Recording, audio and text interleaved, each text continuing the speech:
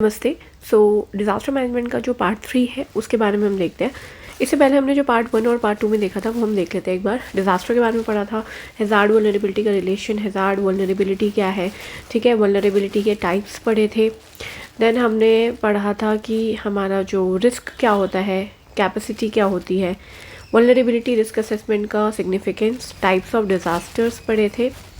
Then in natural और man made disasters में difference देखा था, डिज़ास्टर मैनेजमेंट साइकिल के बारे में पढ़ा था, और इसके बाद हमने पढ़ा था importance of disaster risk reduction. ये सब तो हमने पार्ट 1 में पढ़ लिया था। पार्ट 2 में हमने जो पढ़ा था वो हमने ग्लोबल लेवल पे डिज़ास्टर मैनेजमेंट का जो फ्रेमवर्क है वो हमने डिस्कस किया था, ठीक है। सेंडाई फ्रेमवर्क के बारे में पढ़ा था। ह्यूगो और सेंडाई कैसे एक दूसरे से डिफरेंट है, बिकॉज ये यूपीएससी में क्वेश्चन पूछा हुआ है। फिर हमने लिमिटेशंस भी देखी थी और कुछ पॉजिटिव सेंडाई फ्रेमवर्क के बारे में, अगर इनके फ्यूचर में पूछ लिया जाए। स्ट्रक्चर डिज़ास्टर मैनेजमेंट का इंडिया में क्या है हमने पूरा डिस्कस कर लिया था second part of the video में, ठीक है। और इंस्टीट्यूशनल फ्रेमवर्क स्टेट लेवल पे मतलब सब कुछ ही हमने पढ़ लिया था।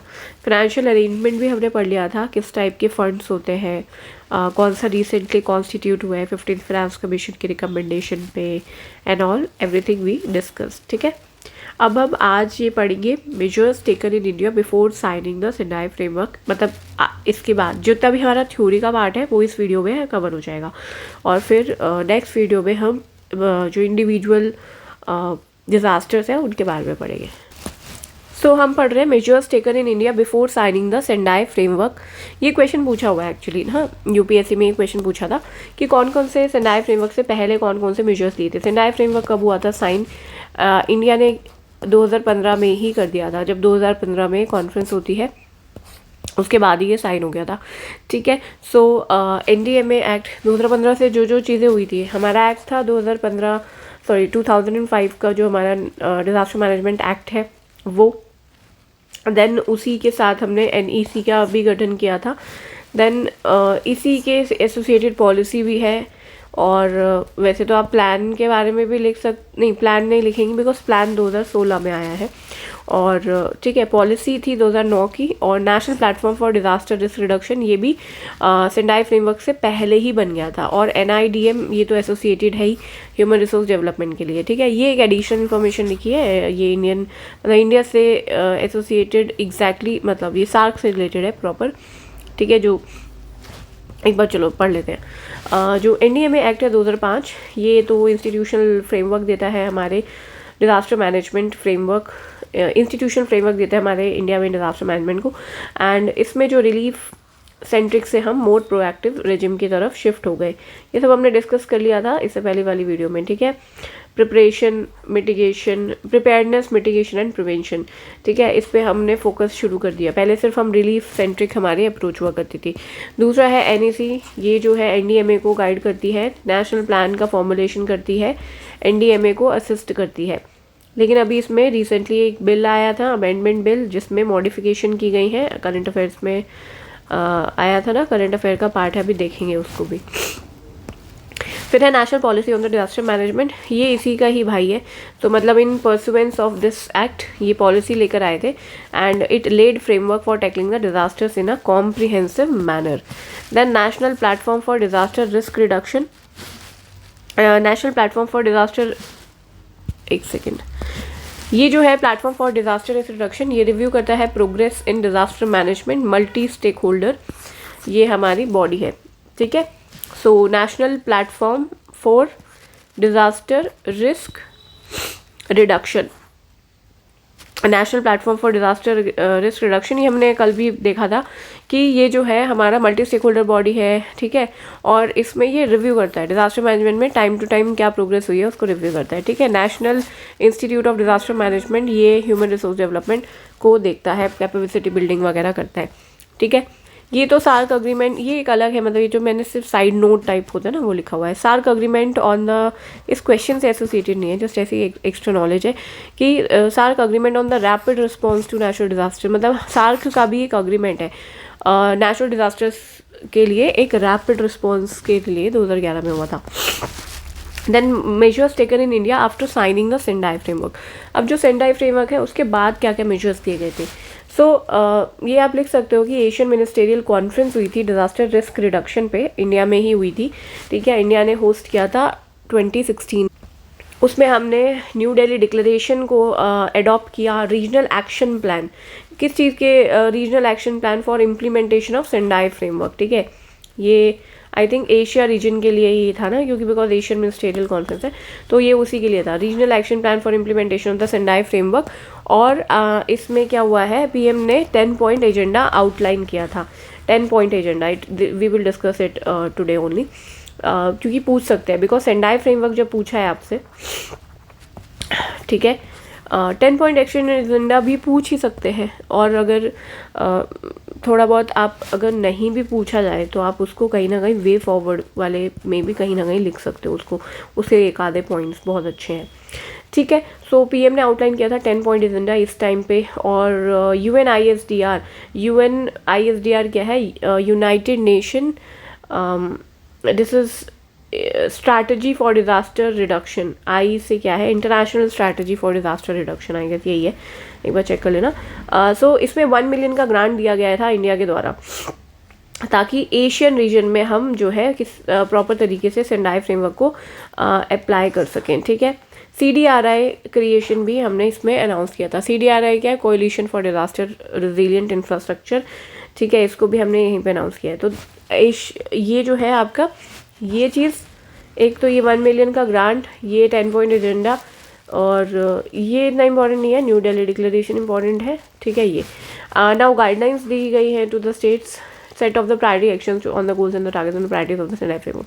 मतलब कि क्या प्रायोरिटी एक्शंस अपने को लेने हैं on the goals and the targets and the priorities of Sendai framework, ठीक है। Knowledge sharing, keenness to share the India's expertise and help other countries in disaster response, जैसे कि इनकॉइस जो है वो प्रोवाइड करता है, इनकॉइस हैदराबाद में है, ये अर्ली वार्निंग प्रोवाइड करता है 28 कंट्रीज़ को in the Indian ocean rim, ठीक है। वैसे अगर आप बहुत इंपॉर्टेंट पॉइंट्स लिखना चाहते हो तो आप ये लिख सकते हो, आप ये लिख सकते हो, स्ट्रेंथनिंग ऑफ NDRF, हमने state of art training and equipment provide किए हैं। उसके अलावा NDRR, national disaster response reserve, ये क्या है, रिस्पॉन्स रिजर्व, ये एक रिवॉल्विंग फंड है, कुछ 250 करोड़ तक का, ठीक है। अमाउंट याद रखने की जरूरत नहीं है, but it is a revolving fund of some amount, जो कि ऑपरेट करती है NDRF, हमारी टीम जो है, फोर्स जो है, and maintain a ready inventory of emergency goods and services, ठीक है। सो वही रेडी इन्वेंट्री हमारे इमरजेंसी गुड्स एंड सर्विसेज का मेंटेन रहे, उसके लिए एक रिवॉल्विंग फंड बनाया गया था। देन कैपेसिटी बिल्डिंग के लिए क्या किया है कि NDRF अकेडमी सेटअप की गई थी नागपुर में, ठीक है, national defence civil defence college Nagpur में, या फिर आप सिंपल लिख सकते हो कि NDRF अकेडमी बनाई थी कैपेसिटी बिल्डिंग के लिए। Then national disaster management plan 2016, all the phases of disaster management, prevention, mitigation, then से response, recovery, everything is covered. और इस डिजास्टर मैनेजमेंट प्लान में हमने सेंडाई फ्रेमवर्क को भी इंक्लूड किया था। इसमें आप ये भी लिख सकते हो कि इसको हमने 2019 में अपडेट भी किया है, ठीक है। एंड अपडेट करके उसमें हमें अभी देखेंगे कि क्या अपडेशन किए, तो उसको भी मेंशन कर सकते हो। Then G20 disaster risk reduction working group, G20 की प्रेसिडेंसी इंडिया की जो थी, उसी टाइम पे ये disaster risk reduction working group launch किया गया था। ये इंटीग्रेट करता है डिज़ास्टर रिस्क रिडक्शन को across the work of G20। Then है कन्वर्जेंस एंड पार्टनरशिप्स, जैसे कि NIDM ने MOU साइन किया JNU के साथ, किस लिए, एक सेंटर ऑफ एक्सीलेंस बनाना चाहते हैं in the research and resilience building, disaster research and resilience building at JNU। So convergence and partnership भी आप ये भी लिख सकते हो, ठीक है। बट इनमें से जो अगर मोस्ट इम्पॉर्टेंट है तो वो यही है, ये G20 वाला है, डिजास्टर मैनेजमेंट प्लान है, ठीक है। दिस रिस्पॉन्स रिजर्व इम्पॉर्टेंट है, this important, this also is important, ठीक है। तो 4-5 पॉइंट है जो कि बहुत इंपॉर्टेंट है। बाकी NIDM ने MOU साइन किया है JNU सेंटर ऑफ एक्सीलेंस बनाने के लिए, ठीक है। थोड़ा बहुत लिख सकते हो, याद कर सकते हो, but okay. And now this is also important, ठीक है, ये भी ठीक है। Then G20 disaster risk reduction working group, ये है क्या, disaster risk reduction working group, इसके जो है प्रायोरिटी एरियाज है 5, ठीक है। जनरल याद रखने के लिए, ज़रूरी नहीं है कि आपको याद रखना हो, बट एक ओवरऑल आइडिया के लिए कि ये अर्ली वार्निंग सिस्टम पे, डिज़ास्टर रेजिलिएंट इंफ्रास्ट्रक्चर पे, फाइनेंसिंग पे, ठीक है, रिकवरी, रिहैब एंड रिकंस्ट्रक्शन पे, and nature based solutions and ecosystem approach for disaster risk reduction की बात करता है। सो जो G20 का disaster risk reduction working group है उसके कुछ प्रायोरिटी एरियाज़ होंगे, ठीक है। अगर आपको ये प्रायोरिटी एरियाज़ पता है, अगर आपके पास कोई क्वेश्चन आ जाए G20 और डिज़ास्टर रिस्क रिडक्शन से रिलेटेड उसमें, तो आप इसके बेसिस पे भी अपने आंसर को पूरा कर सकते हो, क्योंकि आपको पता है अर्ली वार्निंग का benefit, you know, disaster resilient infrastructure अपने को क्यों चाहिए, फाइनेंसिंग क्यों चाहिए, बहुत इंपॉर्टेंट है, जो कि सेंडाई में भी इस चीज़ को एड्रेस नहीं किया गया है। रिकवरी, रिहैब, रिकंस्ट्रक्शन क्यों चाहिए, ठीक है। Nature based solution ecosystem approach होनी चाहिए ताकि सस्टेनेबल फ्यूचर भी हो, है ना, और रेजिलिएंट हमारा डिज़ास्टर रेजिलियंस हो। अब ये जो है हमारा CDR है, इसके भी 4 थीमेटिक एरियाज़ है। इन 4 थीमेटिक एरियाज़ में से 3 तो यही है। एक तो यही डिज़ास्टर रेजिलिएंट इंफ्रास्ट्रक्चर, देखो disaster resilient infrastructure standards for design and implementation for, कि डिज़ास्टर रेजिलिएंट इंफ्रास्ट्रक्चर बनाना है तो उसके लिए स्टैंडर्ड्स डिज़ाइन और इम्प्लीमेंटेशन के। फिर है disaster risk reduction financing, disaster risk financing strategy, जैसे कैटास्ट्रोफ वॉर्म, कि कैसे हम फाइनेंसिंग करेंगे, मतलब पैसा कहाँ से आएगा ये सब काम करने का, मिटिगेशन, स्ट्रक्चरल मेजर्स करने के, और ये इन्वेस्टमेंट की बात होती है ना, तो ये पैसा कहाँ से आएगा। फिर है रिकंस्ट्रक्शन, ठीक है, recovery, reconstruction recovery of infrastructure post disaster, यानी कि बिल्ड बैक बेटर, ठीक है। एंड एक इसमें जो है यहाँ पे अर्ली वार्निंग और NBS था, यहाँ पे थोड़ा डिफरेंट है कि disaster risk assessment, disaster risk assessment by studying the past event. तो CDRI जो है हमारा coalition for disaster resilient infrastructure, उसमें 4 थीमेटिक एरियाज़ में से एक तो यही है कि रिस्क को असेस करो भाई। रिस्क को असेस कैसे करेंगे, पास्ट इवेंट को स्टडी करके, ठीक है। अब आपने पास्ट इवेंट को स्टडी कर दिया, फॉर एग्जांपल अर्थक्वेक आता है, अर्थक्वेक आता है तो अपना इंफ्रास्ट्रक्चर पूरा हिल जाता है, बिल्डिंग टूट जाती है, गिर जाती है, तो बिल्डिंग को, इंफ्रास्ट्रक्चर में कुछ तो ऐसे डिज़ाइन का स्टैंडर्ड्स लेकर आओ कि वो उसको रेजिलिएंट, मतलब वो उसको रेजिस्ट कर जाए अर्थक्वेक को। तो standards for design and implementation. पैसा कहाँ से आएगा ये सब करने का, तो पैसा कहाँ से आएगा, स्टैंडर्ड्स का नहीं, उस बिल्डिंग को बनाने का वैसा, ठीक है। तो वो हो गया। और फिर reconstruction and recovery of infrastructure, कोई डिज़ास्टर आ जाए उसके बाद हमें कैसे रिकंस्ट्रक्शन करनी है, रिकवरी करनी है, वो चीज़ें हो गई, ठीक है। Now NDMP 2019 national disaster management plan 2019, इसमें क्या है, इट इनकॉर्पोरेटेड द, इसने मतलब इसमें क्या चेंजेस आए थे, ये जस्ट ऐसे ही लिखा हुआ है, इनकेस आ जाए तो इनकॉर्पोरेटेड। इसने 10 point agenda, 10 point agenda disaster, जो PM ने आशियान, अभी हमने पढ़ा ना, PM ने ये जो है एशियन मिनिस्टेरियल कॉन्फ्रेंस हुई थी डिज़ास्टर रिस्क रिडक्शन पे, तो वहाँ पे 10 पॉइंट एजेंडा दिया था, उसको भी हमने NDMP अपने 2019 वाले अपडेट में इसको ऐड कर लिया। Climate change risk management as, ये एक नया 6th थीमेटिक एरिया, डिज़ास्टर जो है risk management in responsibility framework, उसको हमने ऐड किया। इसका मतलब हम क्लाइमेट चेंज रिस्क मैनेजमेंट को भी इंक्लूड कर रहे हैं, ठीक है। मेन स्ट्रीम करना डिज़ास्टर रिस्क रिडक्शन को in the developmental plans and policies by the ministries and departments. So क्या क्या नए चेंजेस आए हैं, एक तो 10 पॉइंट एजेंडा इसमें ऐड किया गया है। क्लाइमेट रिस्क मैनेजमेंट को हमने एक नया और 6th थीमेटिक एरिया ऐड किया है इन द रिस्पॉन्सिबिलिटी फ्रेमवर्क। फिर है कि वेज एंड स्ट्रैटेजीज, किस तरीके से हम डिज़ास्टर रिस्क रिडक्शन को मेन स्ट्रीम करेंगे डेवलपमेंटल प्लान्स और पॉलिसीज़ में, ठीक है। सो मिनिस्ट्रीज एंड डिपार्टमेंट्स कैसे डिज़ास्टर रिस्क रिडक्शन को मेन स्ट्रीम कर सकते हैं अपने प्लान्स में। हमने पहले भी डिस्कस किया है कि डेवलपमेंटल प्लान्स में क्यों ज़रूरत है कि रिस्क रिडक्शन को मेन स्ट्रीम किया जाए, क्यों ज़रूरत है कि हम ऐसे ब्रिजेस बनाएं जिसमें डिज़ास्टर जो है नाम मात्र हो, ताकि जो भी हमने डेवलपमेंटल गेन्स किए हैं, जितनी पॉवर्टी कम की है, इतनी पुअर पॉपुलेशन, पॉवर्टी तो कम हुई है ना, नो डाउट, तो वो जो एटलीस्ट जो बाहर निकले हैं तो वापस उस गर्त में ना चले जाएं, ठीक है। New chapter on social inclusion इसमें ऐड किया गया है, ठीक है। तो सोशल इंक्लूजन का नया चैप्टर है, इसका मतलब है कि कुछ स्पेशल कंसिडरेशन, देखो कुछ ऐसे ग्रुप्स होते हैं जैसे वुमेन, ठीक है, जेंडर बेस्ड जो आपके वायलेंस फेस करती है। एक second, conditions gender based violence,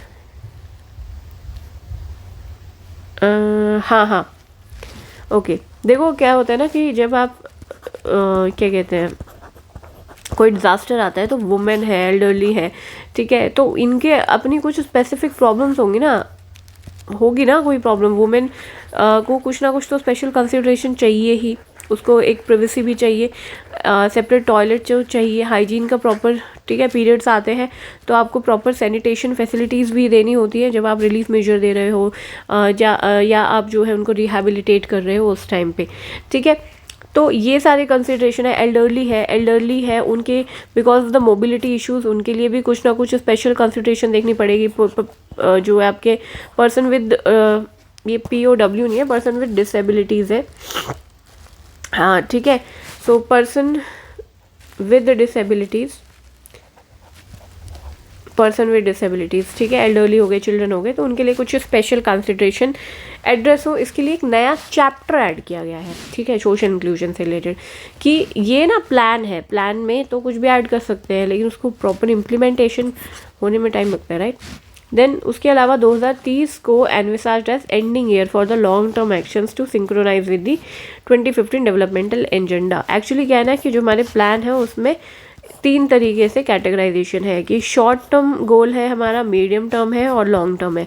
तो अभी क्या किया है कि जो लॉन्ग टर्म है उसको 2030 का, बिकॉज हमारे सेंडाई फ्रेमवर्क में क्या बोला है, डेवलपमेंटल एजेंडा 2015 का जो भी था, जैसे जो हमने पहले भी पढ़े थे, क्या थे डेवलपमेंटल एजेंडा में, एक तो COP21 पेरिस अग्रीमेंट, एक अपना SDG गोल और एक सेंडाई फ्रेमवर्क। इनमें क्या बोला गया है, 2030 की डेडलाइन है ना, तो उसी के साथ हमने अपना एंडिंग ईयर नेशनल प्लान में भी लास्ट एंडिंग ईयर हमारा वही रखा गया है, 2027 और ये all the responsibilities of ministries and departments of the center and state and union territories, वो एक डेफिनेटिव, मतलब एक डेफिनेटिव टाइम फ्रेम भी दिया गया है, एक प्रॉपर टाइम फ्रेम दिया गया है कि मिनिस्ट्रीज को, डिपार्टमेंट, सेंटर के, स्टेट के, इनकी जो भी रिस्पॉन्सिबिलिटीज़ हैं वो एक पर्टिकुलर टाइम फ्रेम में हमारी होनी चाहिए, ठीक है। तो ये चीज़ें हैं। तो क्या क्या है, एक तो ये टाइम फ्रेम वाली बात है, एक आपका 2030 एज एंडिंग ईयर की बात है, सोशल इंक्लूजन वाला पॉइंट हो गया, एक मेन स्ट्रीम करना डिजास्टर रिस्क रिडक्शन को, क्लाइमेट चेंज को ऐड किया गया है, और 10 पॉइंट एजेंडा। ये चेंजेस हैं जो कि किए गए हैं। देखो ये जो है PM का 10 पॉइंट एजेंडा है, ठीक है। तो ये पहले तो आप इसको पढ़ लो कि ये 10 पॉइंट एजेंडा क्या है, ठीक है। आप एक बार रीड कर लो, आप खुद से भी कर सकते हो पॉज करके वीडियो, और आप वैसे भी पढ़ सकते हो। 10 पॉइंट एजेंडा कहीं ना कहीं वे फॉरवर्ड में आप यूज़ कर सकते हो, और अगर डायरेक्टली पूछ ले तो आप डायरेक्टली भी थोड़ा बहुत आपको पता होना चाहिए। बहुत ईजी है इसको याद करना, मैं बताती हूँ। देखो ये पहला तो ये है कि जो डिज़ास्टर रिस्क मैनेजमेंट के जो प्रिंसिपल्स हैं उनको जितने भी डेवलपमेंटल सेक्टर्स हैं उन सब में वो आने चाहिए। So the principles of disaster risk management that should be imbibed in all the development sectors, पहला ये है, ठीक है। दूसरा है कि रिस्क कवरेज जो है that must include all from the poor house hold. Risk coverage में सबका मतलब हर किसी का आप रिस्क जो है कवर होना चाहिए। रिस्क कवरेज में मतलब सब आने चाहिए, चाहे वो कोई गरीब हो, चाहे वो, ये PM ने बोला था, ठीक है। SME ये सबके लिए है, लाइक सब कंट्रीज़ के लिए। तो मतलब एशियन कंट्रीज़ के लिए जब वो मिनिस्ट्रियल कॉन्फ्रेंस हुई थी तो वहाँ पे बोला गया था, ठीक है। सो पुअर हाउस होल्ड हो, चाहे वो स्मॉल मीडियम एंटरप्राइज हो, चाहे वो कोई मल्टीनेशनल कंपनी हो, चाहे नेशन स्टेट हो, सब उसमें कवर होने चाहिए, ठीक है। वुमेन की लीडरशिप हो, ग्रेटर इन्वॉल्वमेंट हो, ठीक है, बी वुमेन का be central to the disaster risk management. Invest in the risk mapping globally. Risk mapping करना ज़रूरी है कि हमारा रिस्क क्या है, हमें मैप करना ज़रूरी है ताकि हमें ग्लोबल अंडरस्टैंडिंग हो disaster nature and disaster risk की, ठीक है। Then leverage the technology to increase efficiency. Disaster risk management efforts को बढ़ाने के लिए, उनकी एफिशिएंसी को बढ़ाने के लिए टेक्नोलॉजी का यूज़ बढ़ाएं, ठीक है। नेटवर्क ऑफ यूनिवर्सिटीज़ जो है बनाएं ताकि डिज़ास्टर रिलेटेड इश्यूज़ पे वो काम करें, मतलब ऐसी जो है आपका रिसर्च भी हो, डेवलपमेंट भी हो और यूनिवर्सिटीज़ उसमें काम करें। Then utilise the opportunities provide by social media को यूज़ करें, मोबाइल टेक्नोलॉजी को यूज़ करें डिज़ास्टर रिस्क रिडक्शन के लिए, ठीक है। Then build on the local capacity and initiative, increase करना है हमें रिस्क रिडक्शन, तो उसके लिए हम लोकल कैपेसिटी, लोकल इनिशिएटिव्स को पे बिल्ड ऑन करें, ठीक है। देन स्टडीज़ कंडक्ट हों जो भी डिज़ास्टर हो गए हैं उसके बाद। तो अगर कोई डिज़ास्टर हो गया है तो आपको लेसन टू बी लर्नड, आप वो लेसन्स जो है टू लर्न फ्रॉम डिज़ास्टर्स, ताकि आप जो है वो चीज़ रिपीट ना हो, वो प्रॉब्लम रिपीट ना हो। फॉर एग्जांपल अभी जो है हमारा कैलिफोर्निया में वाइल्ड फायर चल रही है, राइट। इस टाइम पे कैलिफोर्निया में लॉस एंजलिस पूरा का पूरा आग में झुलस रहा था। तो जब आग लगी है वहाँ पे, तो वहाँ पे क्या है, वहाँ पे जो वाटर हाइड्रेंट थे, ठीक है, आग बुझाने के लिए वो पूरा खाली पड़े थे। क्यों खाली पड़े थे? उन्होंने कभी सोचा भी नहीं कि इतनी आग आएगी या जो भी है, मतलब वो खाली पड़े थे। तो प्रिपेयर्डनेस बहुत ही पुअर थी, प्रिपेयर्डनेस नहीं थी। तो ये एक लेसन टू बी लर्न होना चाहिए नेक्स्ट डिज़ास्टर के लिए, अदर कंट्रीज़ के लिए भी। Bring about the greater cohesion in the international response to disaster, ठीक है, कि डिज़ास्टर में जो इंटरनेशनल रिस्पॉन्स है उसमें कोहेजन हो, ताकि जो डिज़ास्टर आए तो सब एक दूसरे की मदद करें। इसको याद कैसे कर सकते हैं? बहुत ईजी है। AI, artificial intelligence, AI with respect to US, AI और US उसमें बाप है AI में, ठीक है, ऐसे याद कर सकते हैं। तो AI with respect to US LSI, ठीक है।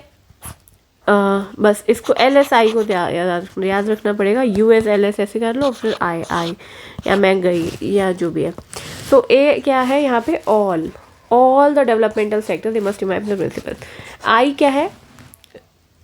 इंक्लूजन, ठीक है, रिस्क कवरेज नहीं है यहाँ पे। I इंक्लूजन की बात हो रही है। तो जितने भी डेवलपमेंटल सेक्टर्स हैं उन सब में प्रिंसिपल्स ये होने चाहिए, सबको इंक्लूड करो, रिस्क कवरेज में सबको इंक्लूड करो, क्योंकि रिस्क रिडक्शन की तो बात हो रही है ना।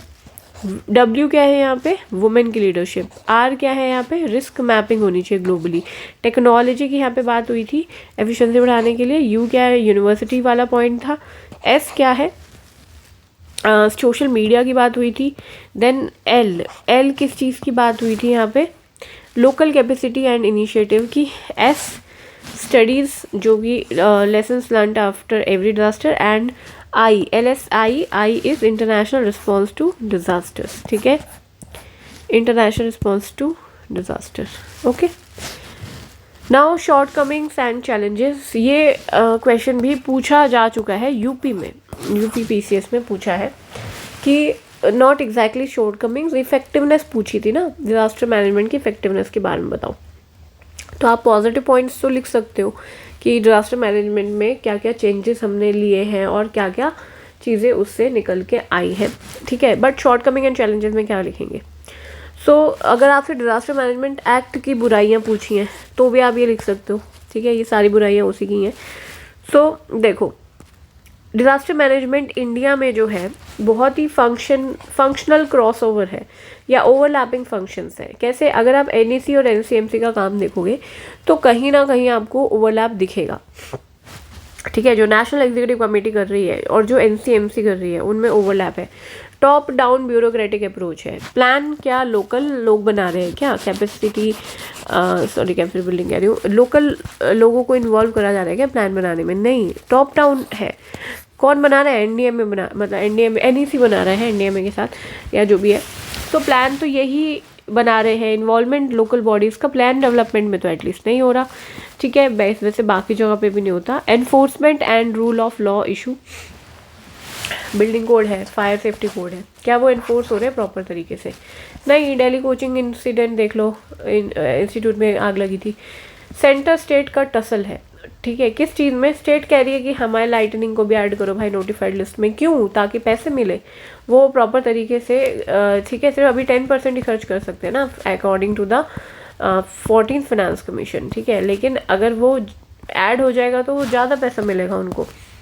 देन NDMP 2016 और 2019 का स्पेसिफिक जो बुराई है वो ये है कि कोई स्पेसिफिक टारगेट या गोल नहीं है। लाइक सेंडाई में तो है, यहाँ पे नहीं है। Division of work between the institution, they are not properly defined कि कौन क्या करेगा, वो प्रॉपरली डिफाइंड नहीं है, ठीक है। Then specific problems with respect to elderly children face during the disaster it is not covered, although इन्होंने इंक्लूजन पे, सोशल इंक्लूजन पे 2019 में ऐड तो किया है, लेकिन ठीक है वो इतना हॉलिस्टिक नहीं है, ऐसा लिख सकते हो। देन प्रोजेक्ट डिलेज जैसे कैग ने एक बोला था कि huge delays in the completion of river management activities, ठीक है, and the work related to border areas projects, जो बॉर्डर एरिया पे, ठीक है, जो रिवर मैनेजमेंट एक्टिविटीज़ वाला है वो हमारा जो है which were long term solution for flood problems Assam, north Bihar and eastern UP. इसका मतलब है कि ये नेपाल की बात हो रही है कि रिवर मैनेजमेंट एक्टिविटीज़ से रिलेटेड जो डिलेज चल रहे हैं completion of river management activities and the works related to the border areas projects, यानी कि यार इसको बहुत कॉम्प्लिकेटेड करके लिखा हुआ है, सिंपल लिखो कि there are huge delays in the projects, ठीक है, like river like border area river management projects, ठीक है, जो कि obviously flood prone area Assam में है, नॉर्थ बिहार में, ईस्टर्न यूपी, इन सब के लिए एक लॉन्ग टर्म सोल्यूशन लेके आ सकता है, लेकिन हमने उस चीज़ को पूरा नहीं किया है, ऐसा क्या कह रहा है, ठीक है।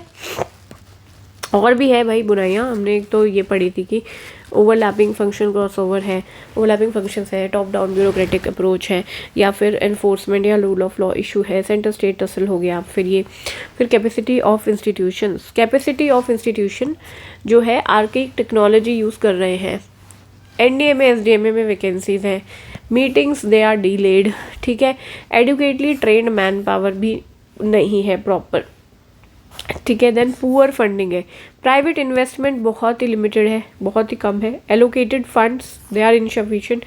अगर कोई लार्ज स्केल डिजास्टर आता है, खर्चा होना था 1000 करोड़, पैसा मिलता है 200 करोड़, ठीक है, मतलब एक एग्जाम्पल दे रही हूँ, तो बहुत ही कम है, इनसफिशिएंट है during the large scale disaster, ठीक है।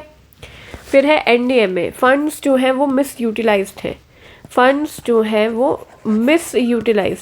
फंड्स को अच्छे से यूटिलाइज भी नहीं किया जा रहा। एग्जाम्पल जो है कैग ने 2017 में बताया कि जम्मू कश्मीर में मिटिगेशन फंड में 25% फंड डाइवर्ट कर दिया अलग ही पर्पस के लिए, कोई उसका पर्पस नहीं था, उस पर्पस के लिए उसको डाइवर्ट कर दिया गया, तो जम्मू कश्मीर के मिटिगेशन फंड में डाइवर्जन हुई। सो एनडीएमए स्पेसिफिक लिख रहे हैं कि फंड्स को मिस यूटिलाइज किया जाता है। Questions raised about the role of NDMA during the Uttarakhand flooding. देखो जब उत्तराखंड फ्लडिंग आई थी तो एनडीएमए प्रिपेयर भी नहीं था प्रॉपर तरीके से, उन्होंने इन्फॉर्म नहीं किया लोगों को फ्लैश फ्लड और लैंडस्लाइड के बारे में।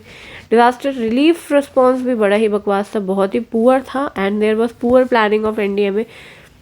कहते हैं कि एनडीएमए की पुअर प्लानिंग की वजह से फ्लड और लैंडस्लाइड मिटिगेशन प्रोजेक्ट्स बहुत ही अनफिनिश्ड रह गए, और अगर वो प्रॉपर तरीके से फिनिश होते तो हो सकता है कि इतना डिजास्टर इस लेवल का ना होता। Then devastations during the Kerala floods, ठीक है, 2018 में आए, चेन्नई में आए थे 2015 में। They were the eye opening for the institution regarding the preparedness. आप यहाँ पे प्रिपेयर्डनेस देख सकते हो, यहाँ पे आप देख सकते हो कि कितने प्रोजेक्ट्स जो हैं अनफिनिश्ड हैं। फिर poor disaster post disaster relief response है, अच्छे से नहीं होता, एंड इन्होंने बताया भी नहीं लोगों को, इंफॉर्मेशन डिसेमिनेशन में भी प्रॉब्लम्स थी, ठीक है। फिर एनडीआरएफ के जो पर्सनल है उनको प्रॉपर ट्रेनिंग इक्विपमेंट नहीं मिलते, फैसिलिटीज़ नहीं मिलती, रेजिडेंशियल एकोमोडेशन, उनको प्रॉपर घर नहीं मिलता to tackle the crisis properly, ठीक है। वाइस चेयरमैन जो है एनडीएमए की पोस्ट वो 10 साल से भी ज़्यादा हो गए कि वो वेकेंट पड़ी है, ठीक है, एंड दे लैक इंडिपेंडेंस। जितने भी डिसीजंस हैं they are routed through the ministry of home affairs, ठीक है। So inefficiencies and delays हो सकते हैं, क्यों, डिसीजन मेकिंग जो है टॉप डाउन है, और मिनिस्ट्री ऑफ होम अफेयर्स थोड़ा डिले भी कर सकते हैं ना, अगर ये खुद से करते कोई काम तो ये खुद भी कर सकते हैं फटाफट, ठीक है। तो पोस्ट वेकेंट, इसको देख लो कि इंडिपेंडेंस नहीं है, पोस्ट वेकेंट है वाइस चेयरमैन के। इंडिया पर्सनल के बारे में बता सकते हो, ट्रेनिंग वगैरह। फिर डिवास्टेटिंग है, केरल फ्लड, चेन्नई फ्लड्स, ये इंस्टीट्यूशन की प्रिपेयर्डनेस दिखाता है। उत्तराखंड में फ्लडिंग हुई तो वहाँ पे इंफॉर्मेशन डिसेमिनेशन में प्रॉब्लम थी, रिलीफ रिस्पॉन्स बहुत पुअर था, एंड प्लानिंग जो है poor planning of NDMA to unfinished flood and landslide mitigation projects, ठीक है। फिर funds they are also misutilise, Jammu Kashmir में मिटिगेशन फंड डाइवर्ट किए गए, एंड देन जो है आपका पुअर फंडिंग, पैसा जो है बहुत ही प्राइवेट इन्वेस्टमेंट नहीं है, फंड्स जो है इनसफिशिएंट होते हैं during the large scale disaster, इसको यहाँ पे भी लिख सकते हो। देन कैपेसिटी ऑफ इंस्टीट्यूशंस जो है, archaic technology, there are vacancies, वो हमने देख ली, जैसे जो आपका चेयरमैन है, वाइस चेयरमैन है, वो हमारा वेकेंट है पोस्ट 10 साल से, ठीक है। Not adequately train man power, वो हमने देख लिया कि ठीक है, NDRF पर्सनल सफिशिएंट ट्रेनिंग नहीं है, इक्विपमेंट नहीं है and all. Then project delays में, प्रोजेक्ट डिलेज भी देख लिया, NDMP में देख लिया कि स्पेसिफिक प्रॉब्लम्स को ये नहीं एड्रेस करते, सेंटर स्टेट टसल है लाइटनिंग को ऐड करवाने के लिए, रूल ऑफ लॉ इशू है इन्फोर्समेंट का कि दिल्ली कोचिंग फायर जो हुई थी वो top down approach and overlapping function या फंक्शनल क्रॉसओवर। आते हैं डिजास्टर मैनेजमेंट अमेंडमेंट बिल 2024।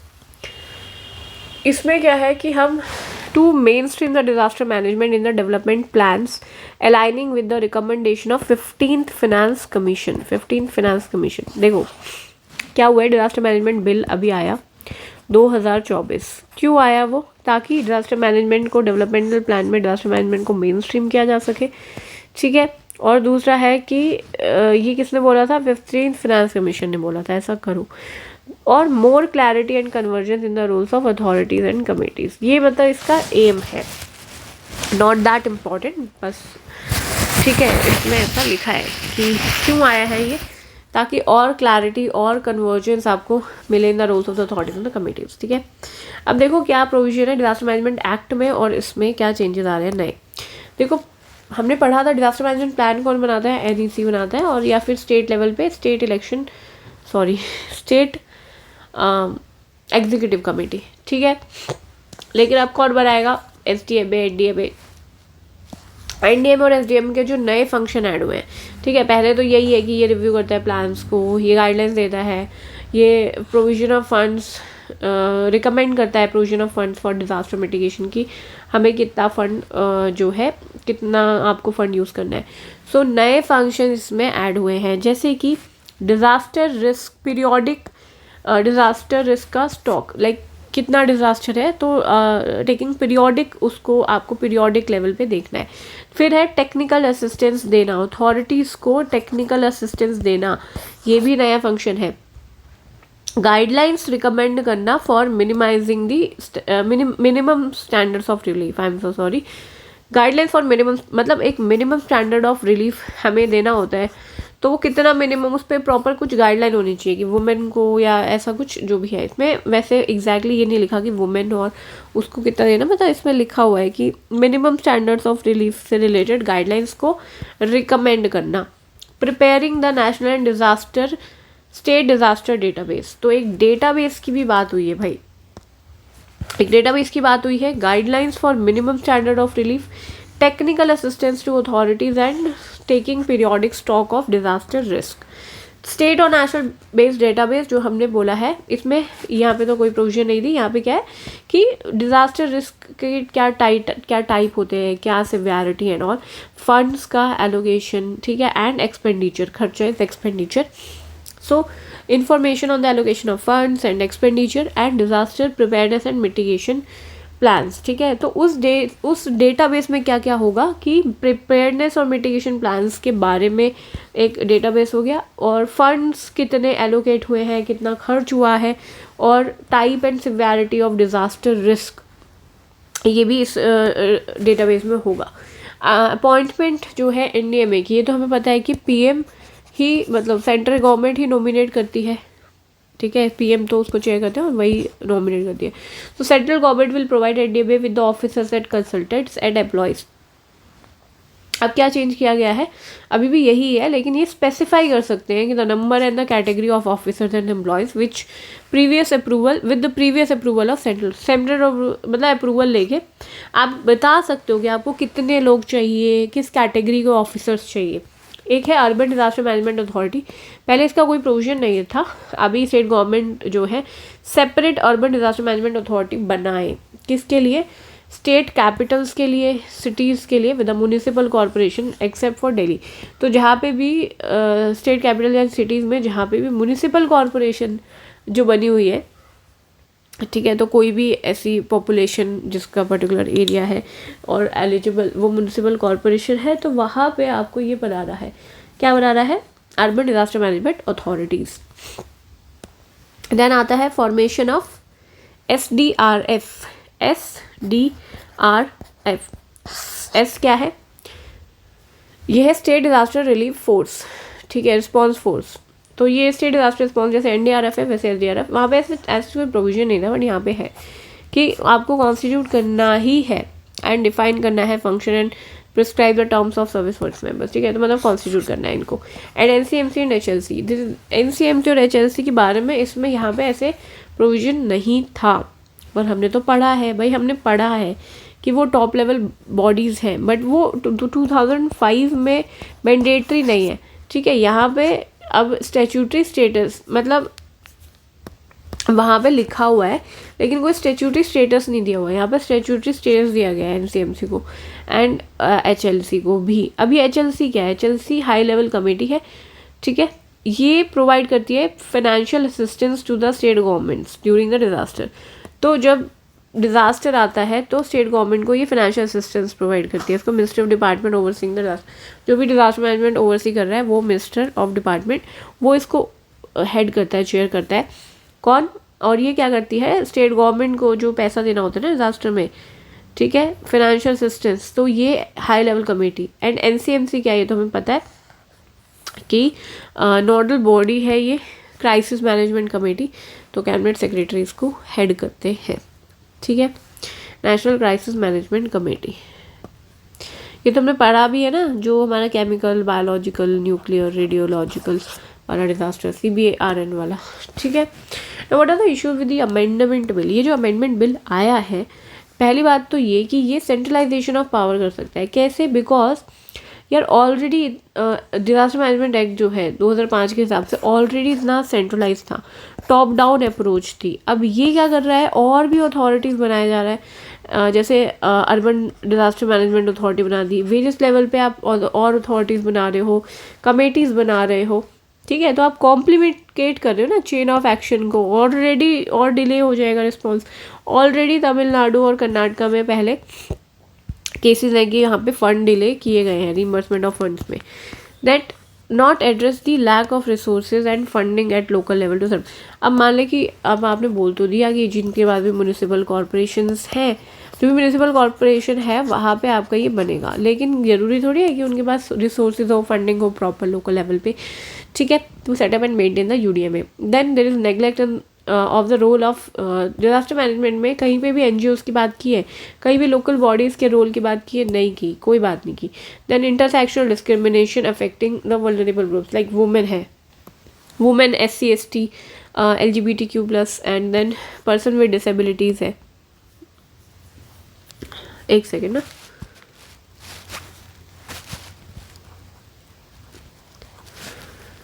मैंने प्रिजनर ऑफ वॉर लिखा हुआ था। So vulnerable groups like women, person with disabilities, SC ST, LGBTQ+, इनके जो है, देखो वैसे प्लान जो था 2019 का, उसमें तो प्रॉपर बताया गया था, ठीक है, लेकिन उसमें सोशल इंक्लूजन का चैप्टर तो ऐड किया, लेकिन क्या उस पर सही में कुछ होता भी है, नहीं होता। तो इस वाले एक्ट में भी, इस अमेंडमेंट में भी कोई उनके ऊपर प्रॉपर इंटरसेक्शनल जो डिस्क्रिमिनेशन वो फेस करते हैं वल्नरेबल ग्रुप्स, ठीक है, वो उस पर कोई फोकस नहीं है। Absence of accountability mechanism, accountability mechanism, हाँ एक और चीज़ है जो इसमें की गई है कि जो डिस्ट्रिक्ट अथॉरिटीज़ है, ठीक है, उनका परफॉर्मेंस इवैल्यूएशन हुआ करता था, उस चीज़ को इन्होंने हटा दिया। तो अब क्या होता है कि अगर मान लो कि कुछ प्रॉब्लम होती है तो ये अकाउंटेबल नहीं रहेंगे ना, क्योंकि परफॉर्मेंस इवैल्यूएट तो हो नहीं रही, तो हो सकता है ये ब्लेम इंडिविजुअल फिलैंथ्रोपिक एफर्ट पे कर दें। एंड मिनिमम रिलीफ स्टैंडर्ड्स की जो प्रोविज़न है, देखो हमने पढ़ा था डिजास्टर के लिए एक गाइडलाइंस की बात तो कर रहे हैं ये, लेकिन ठीक है, स्पेशल प्रोविज़न जो इसी में जो मिनिमम रिलीफ स्टैंडर्ड्स की प्रोविज़न थी, उसमें ये भी होता था कि स्पेशल प्रोविज़न मिलेगी ऑर्फन्स को, विडोज़ को, ये ऐसा कुछ भी नहीं है। तो इन सब के लिए सपोर्ट सिस्टम जो है कम हो सकता है। देन इन्होंने जो है नोटिफाइड लिस्ट को बढ़ाया नहीं। स्टेट कह रही है भाई लाइटनिंग को ऐड कर लो, हीट वेव को ऐड कर लो, ये कर ही नहीं रहे। फिर फुल्ली इंटीग्रेट द, ये हो गया सेम पॉइंट ये, ठीक है। क्लाइमेट चेंज के इम्पैक्ट को डिजास्टर मैनेजमेंट में ये ऐड करना ही नहीं चाहते, कर ही नहीं रहे, ठीक है। डिस्पाइट दी सेंडाई फ्रेमवर्क है, पेरिस एग्रीमेंट है, फिर भी ये नहीं कर रहे। Then not address the impact of disasters on the animals, ठीक है, और include provision for their welfare. So disaster management जो अमेंडमेंट बिल है उसमें क्या क्या प्रॉब्लम्स है, एक तो वही टॉप डाउन अप्रोच जो इनकी पहले से चल रही है वही चल रही है, ऊपर से और कमेटीज ऑलरेडी और अथॉरिटीज़ बनाए जा रहे हैं, इसकी वजह से और डिले हो सकता है। पहले कर्नाटक और तमिलनाडु में भी हमारे रिमबर्समेंट ऑफ फंड्स के डिलेज देखे गए हैं। दूसरा है कि पैसा, अभी ये यूडीएमए की बात कर रहे हैं, ठीक है, अर्बन वाली, अभी लेकिन उनके पास इतना फंडिंग रिसोर्सेज ना हो, ऐसा हो सकता है। देन लोकल बॉडीज़ का रोल क्या होगा, एनजीओज का क्या होगा डिजास्टर मैनेजमेंट, ये कोई बात नहीं कर रहे, ठीक है।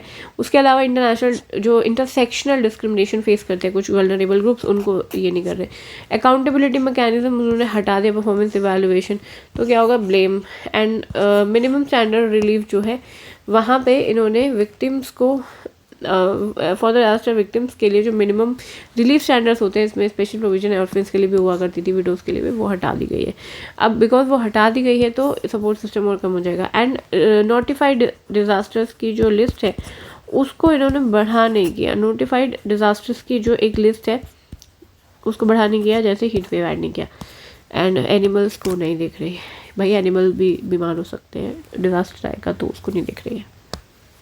अब इसके बाद हम देखते हैं कि नीड और वे फॉरवर्ड, कि फिर हम क्या कर सकते हैं अगर इस बिल के ऊपर क्वेश्चन आता है तो कुछ नहीं यार, जो पढ़ा है वही यहाँ पे लिख दो कि कम्युनिटी को भी इंगेज करने की ज़रूरत है। ये एक एग्जांपल है, एक साइक्लोन आया था एला, ये आया था हमारा 2009 में सुंदरबन में। तो यहाँ पे जो है लोकल जो विलेजर्स थे, जो लोकल फिशरमैन थे, ठीक है, उन्होंने एंड जो ऑफिशियल डिज़ास्टर रिस्पॉन्स जो एनडीआरएफ या इंडिया में, ठीक है, एनडीआरएफ की टीम आने से पहले ही इन्होंने स्टार्ट कर दिया था रेस्क्यू ऑपरेशन। क्यों क्यों? अरे भाई कम्युनिटी का रोल होता है ना, इसीलिए। तो ये आप दिखा सकते हो कि यहाँ पे भी इन्होंने पहले ही रिस्पॉन्स शुरू कर दिया। इंटरसेक्शनैलिटी मैटर्स, केरल में डिज़ास्टर आया था ना, जो फ्लड आया था, उस टाइम पे कुछ स्पेसिफिक इंटरवेंशंस की गई थी वुमेन के लिए, चिल्ड्रन के लिए, जो रिलीफ कैंप्स में है, जिसकी वजह से हेल्थ और हाइजीन आउटकम जो है बढ़े। ये टारगेटेड मेजर्स की वैल्यू दिखाता है। Clear accountability mechanism for authorities, Uttarakhand flash flood में, ठीक है, जो है आप देख सकते हो कि वहाँ पे टाइमली एक्शन जो है लिया नहीं डिजास्टर अथॉरिटीज़ ने, पुअर प्रिपेयर्डनेस की वजह से कैसे डिजास्टर का इम्पैक्ट एग्जबरेट हो गया, ठीक है। इसलिए अकाउंटेबिलिटी मैकेनिज्म होने की ज़रूरत है, परफॉर्मेंस इवैल्यूएशन की ज़रूरत है। देन आता है topic disaster resilience. So disaster resilience according to the UN, एक second, okay, so according to UNISDR disaster resilience का मतलब होता है कि एबिलिटी ऑफ, रिजिलियंस का क्या मतलब होता है कि किसी भी, मतलब रिजिलियंस का मतलब क्या है कि अगर कोई बोले कि आप कितने रेजिलियंट हो, ठीक है, तो आप में एक पर्टिकुलर बीमारी, मान लो कि रेजिलियंट टू पर्टिकुलर डिजीज़, तो आपकी कितनी क्षमता है, ठीक है, तो क्षमता को ही दिखाता है, ये एबिलिटी ही है ये। सो ये एबिलिटी है किसी भी सिस्टम की, कम्युनिटी की, सोसाइटी की expose to the hazards to resist, absorb, accommodate to and recover from the effects of hazard in a timely and efficient manner, including through preservation and restoration of its essential basic structure and function. जरूरी थोड़ी है सब कुछ याद रहेगा, आपको बस समझने की ज़रूरत है, ठीक है। ज़रूरी नहीं है कि आपको ऐसे ही बताना है। अगर आपसे पूछ लिया डिजास्टर रिजिलियंस क्या है, तो आपको बस सिंपल पता होना चाहिए कि ये एक एबिलिटी है, ठीक है। कोई कम्युनिटी, किसी भी कम्युनिटी की, किसी भी सिस्टम की, किसी भी सोसाइटी की, कि अगर वो किसी हैजार्ड से एक्सपोज होती है तो वो उससे कितनी जल्दी, ठीक है, रिकवर कर पाएगी। उस मतलब उसके, उस हैजार्ड, मान लो कि कोई हैजार्ड आया, उस हैजार्ड से, ठीक है, वल्नरेबल पॉपुलेशन जो है, जो भी कम्युनिटी है या कोई सिस्टम है, इकोनॉमिक सिस्टम या व्हाटएवर, तो वो कैसे उससे रिकवर कर सकता है, कितनी जल्दी, उसकी एबिलिटी जो है, दैट इज़ दी रेजिलियंस, ठीक है। एक टाइमली और एफिशिएंट मैनर में आप कैसे उससे पार पा सकते हो। सो डिटर्मिनेंट्स होते हैं डिजास्टर रेजिलियंस के। डिटर्मिनेंट्स का क्या मतलब है, और ये क्वेश्चन पूछा है अभी लाइक 2024 में ये पूछा था, ठीक है। डिटर्मिनेंट्स ऑफ डिजास्टर रेजिलियंस, किससे आएगा रेजिलियंस, इसका मतलब ये है कौन कौन से फैक्टर्स हैं कि किन चीज़ों से रेजिलियंस आ सकता है, ठीक है। सो पेस्टल अप्रोच आप ले सकते हो, प्लस डिजास्टर रिलेटेड कुछ पर्टिकुलर चीज़ ले सकते हो। ठीक है, तो जैसे गवर्नेंस एंड इंस्टीट्यूशनल कैपेसिटी से आएगा। ठीक है, अगर आपने जैसे गवर्नमेंट ने एक प्रॉपर फ्रेमवर्क बना दिया कि नेशनल लेवल पे डिजास्टर लेवल एनडीए में है, ठीक है, डीडीए में है, एसडीएम में, डीडीएम में, ठीक है। सो इंस्टीट्यूशनल और गवर्नेंस कैपेसिटी, इफेक्टिव गवर्नेंस, आपके पास proper clear disaster management policies and preparedness plans होने चाहिए। ठीक है, उड़ीसा का साइक्लोन प्रिपेयर्डनेस, ये जस्ट एक एग्जांपल है कि जैसे उड़ीसा का भी एक साइक्लोन प्रिपेयर्डनेस प्लान है, उसमें सारी चीज़ें आती हैं आपकी। ठीक है, ये याद रखने की जरूरत है क्या क्या चीज़ें आती है, सबको पता है कि हम अभी पढ़ के आए हैं प्रिपेयर्डनेस में क्या चीज़ें आती होंगी। ठीक है, इवैक्यूएशन रूट, शेल्टर प्रॉपर आपका जो है आप अर्ली मॉर्निंग दोगे एंड ऑल, है ना। सो उससे क्या हुआ कि फेलिन में और फैनी में इन चीज़ों से बहुत ज़्यादा फ़र्क पड़ा था। इकोनॉमिक रेजिलियंस होना बहुत ज़रूरी है। ठीक है, इकोनॉमिक स्टेबिलिटी, ताकि जो है आपका जो है आप प्रॉपर तरीके से रिकवर कर पाएँ इकोनॉमिकली।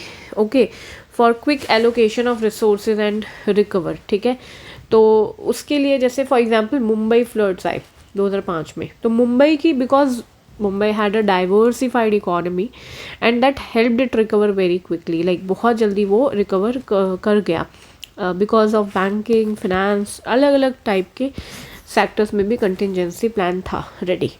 सोशल कैपिटल भी होना बहुत ज़रूरी है। स्ट्रॉन्ग कम्युनिटी नेटवर्क्स जिसके पास है, ट्रस्ट है, ability to mobilise collective action. ठीक है, तो आप कर पाएंगे। जैसे गुजरात में लिख सकते, यहाँ पे वो भी लिख सकते हो, इससे पहले जो हमने देखा था दिस एला में आया था, तो लोकल विलेजेस और फिशर फोक ने किस तरीके से रेस्क्यू ऑपरेशन पहले ही शुरू कर दिया था। ठीक है, और ये भी लिख सकते हो कि ये गुजरात में भी यही हुआ था कि लोकल कम्युनिटीज, एनजीओज है, सेवा है, it played a key role in immediate aftermath, relief and support for rebuilding efforts. ठीक है, देन टेक्नोलॉजी एंड इनोवेशन से भी आप जो है रेजिलियंस लेके आ सकते हो। पीएम का 10 पॉइंट एजेंडा याद करो, उन्होंने क्या बोला था, टेक्नोलॉजी को यूज़ करना चाहिए हमें एफिशिएंसी को बढ़ाने के लिए। ठीक है, तो पीएम के 10 पॉइंट एजेंडा से भी लिंक कर सकते हो। इसका एक एग्जांपल है भीष्म क्यूब। भीष्म क्यूब जो है वर्ल्ड का पहला पोर्टेबल हॉस्पिटल है, ये हमें पता है। ठीक है, प्री में पढ़ा होगा। तो ये जो है इंक्रीज़ कर रहा है कम्युनिटी के रेजिलियंस को। उसके अलावा ये भी देख सकते हो, इसरो जो सैटेलाइट इमेजरी से फ्लड की फोरकास्टिंग, लैंडस्लाइड की फोरकास्टिंग, ये सब बनाते हैं। तो ठीक है, इंफ्रास्ट्रक्चर आपका अगर अच्छा है, डिजास्टर रेजिलिएंट इंफ्रास्ट्रक्चर है फॉर एग्जांपल, सो रेजिलियंस तो आएगा ही। क्वालिटी ऑफ इंफ्रास्ट्रक्चर इंक्लूडिंग आपके रोड्स, बिल्डिंग्स, यूटिलिटी सिस्टम्स की क्या क्वालिटी है वो। देन डिजास्टर रेजिलियंस फ्रेमवर्क कैसा होता है ये भी क्वेश्चन पूछा हुआ है। सो ये हमने लिया है एनसीईआरटी से, और एनसीईआरटी में भी एक, एनसीईआरटी में खाली एक इमेज बनी हुई है, हमने इमेज नहीं, हमने उस इमेज का लिंक खोला है और उस लिंक से ये कोई ईयू की लिंक था, उसी से हमने ये कंटेंट लिया है और ओनली आईएएस की वेबसाइट से उन्होंने जो बनाया था उससे मर्ज करके किया है। ठीक है, डिज़ास्टर रेजिलियंस का जो फ्रेमवर्क है, देखो उसमें 4 चीज़ें बहुत इंपॉर्टेंट है। डिज़ास्टर रेजिलियंस का जो फ्रेमवर्क है उसमें 4 चीज़ें, सॉरी एक सेकेंड, ओके, 4 चीज़ें इंपॉर्टेंट है। पहला है कंटेक्स्ट, दूसरा है disturbance, capacity to respond, and fourth है रिएक्शन। कंटेक्स्ट का मतलब है, कंटेक्स्ट का मतलब कि मीनिंग होता है वैसे तो कंटेक्स्ट का मतलब, बट यहाँ पे क्या बात हो रही है कि रेजिलियंस क्लियरली कंटेक्चुअलाइज्ड होना चाहिए। रेजिलियंस जो है क्लियरली कंटेक्चुअलाइज होना चाहिए कि आपको रेजिलियंस किसका चाहिए, resilience of what, resilience of what, resilience of what means किसका, भाई किसको रेजिलियंस, किसको आप रेजिलियंट चाहते हो, कोई सोशल ग्रुप को, किसी पॉलिटिकल सिस्टम को, किसी इकोनॉमिक सिस्टम को, किसी एनवायरमेंटल सिस्टम को। ठीक है, डिस्टर्बेंस, डिस्टर्बेंस किससे भाई, कौन सा डिजास्टर है, किस डिजास्टर से रेजिलियंस चाहते हो वो। ठीक है, डिस्टर्बेंस का मतलब है कि managing both form of disturbance, shocks and stresses.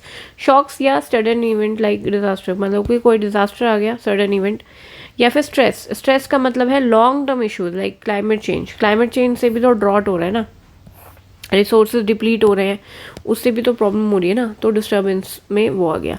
Capacity to respond का क्या मतलब है कि हाँ, डिपेंड्स ऑन द एक्सपोजर। अब ये एक्सपोजर पे डिपेंड करेगा, यानी कि कितना बड़ा threat, size of threat. Exposure का मतलब क्या है यहाँ पे, it depends on the exposure. Exposure the size of threat, कितना बड़ा है आपका थ्रेट। सेंसिटिविटी, कितना like how much a system is impacted, आपका जो सिस्टम है कितना इम्पैक्ट हो रहा है उस चीज़ से, ठीक है। तो how much a system is impacted is sensitivity, exposure is कितना बड़ा, कितने आप एक्सपोज हो रहे हो, साइज ऑफ थ्रेट क्या है, ठीक है। तो आपका जो एक्सपोजर है वो कितना बड़ा है, और सेंसिटिविटी मीन्स आपका जो सिस्टम है, कोई भी system, political system, economic system, कितना वो इम्पैक्ट हो रहा है। एंड अडेप्टिव कैपेसिटीज, वही ability to cope, ability to adjust and recover, ठीक है।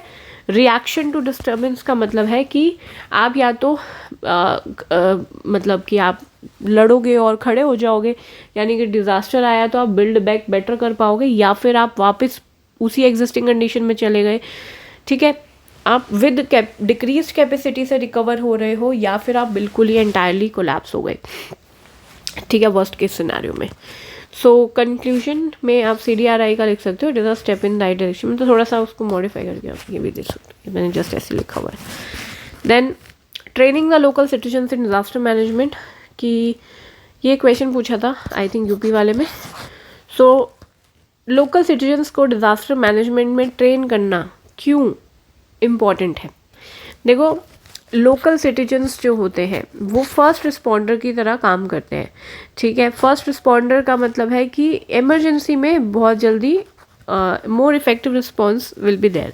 तो हम यहाँ पे देखो, जैसे साइक्लोन एला का हमने एग्जाम्पल पढ़ा था, ठीक है। साइक्लोन एला में फिशर फोक, बिकॉज अगर उनको फिशर फोक को पता था, ऐसे ही और लोगों को ट्रेनिंग दी जाए तो प्रॉपर आप रेस्क्यू ऑपरेशन कर सकते हो।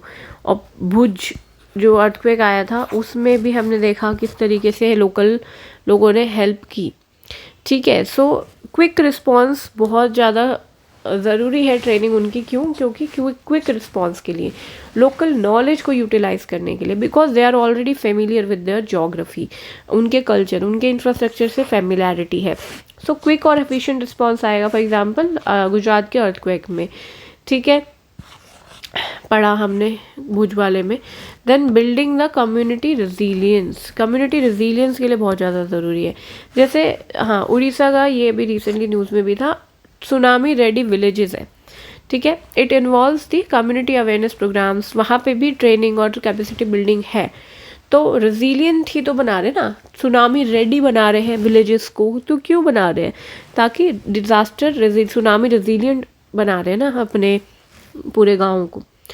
Then strengthening the early warning system, early warning system को ये स्ट्रेंथन करता है। कैसे भाई, अगर वार्निंग आई, जरूरी थोड़ी सबके पास मोबाइल फ़ोन होगा, सबको कैसे पता चलेगा, वो आप आगे से आगे information, first line of defence in spread करने के लिए बहुत ज़्यादा सही रहेगा। ट्रेनिंग करना उनके लिए बहुत ज़रूरी है।